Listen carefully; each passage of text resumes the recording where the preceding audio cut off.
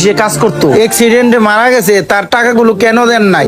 এই শুনেন, এই যে ছেলেটার টাকাগুলো মেরে দিছেন, বড় হইতে যত টাকা পয়সা লাগবে, লেখাপড়া করে যে পর্যন্ত বড় না হবে, আপনি সব খরচ আপনি চালাবেন, বুঝতে পারছেন?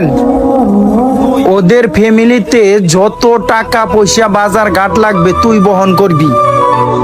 এইটা হলো তোর শাস্তি। ভাই এটা তো আগের থেকে ভালো ছিল। যে টাকা চাইছে তো এটা দিয়ে দিলে আমার ভালো হতো। তাহলে এখন আপনার কাছে লাভ হইলো কি?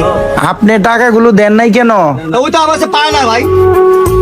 আপনি আর কথা বলবেন না, আমি সব কিছুই জানি, আপনি আর কথা বলবেন না।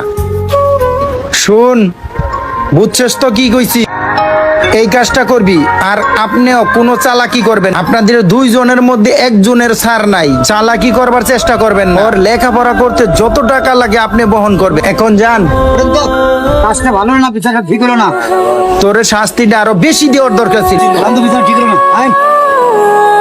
ভাই আপনি আমার অনেক বড় উপকার করলেন, আপনার ঋণ কখনো শোধ করতে পারবো না। ঠিক আছে ভাই, তুমি ভালোভাবে থাইকো, আর কোনো সমস্যা হলে আমারে জানাইবা। যাও, এখন যাও।